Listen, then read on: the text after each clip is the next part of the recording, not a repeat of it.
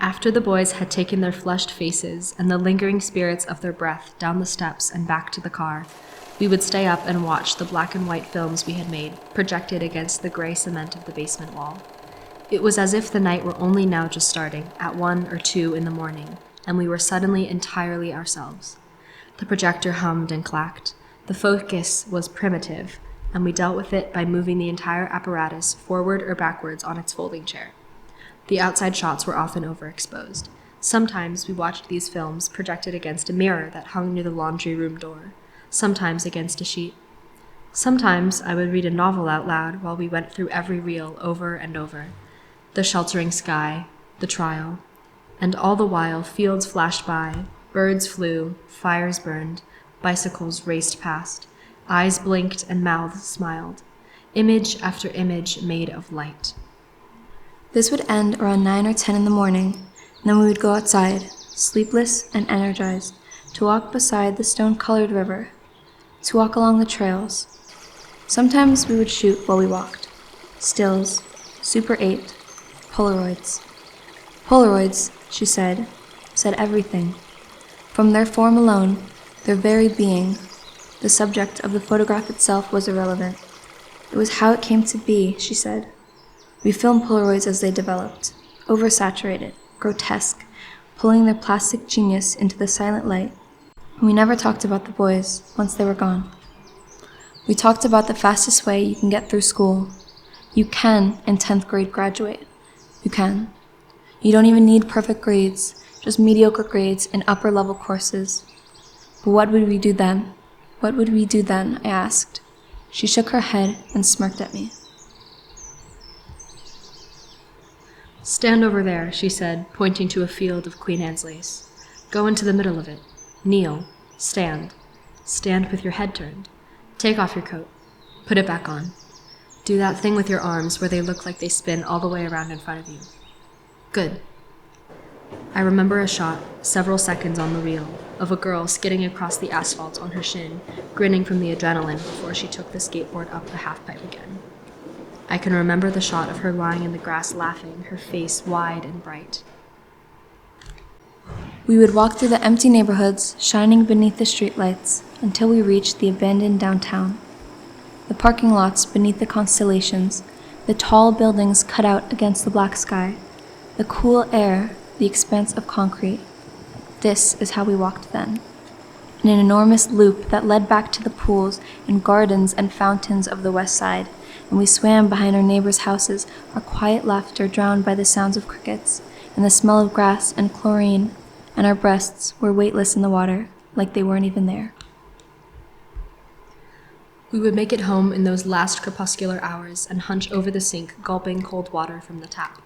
We would sleep side by side on the floor in long white V-neck t-shirts, our eyes shut reading an invisible page, our eyelashes resting against the tops of our cheekbones, our mouths open, sucking in the night. We slept this way until we saw how the boys were coming into finer focus. But they were as yet interchangeable. Your fist closed around one and the same as any other.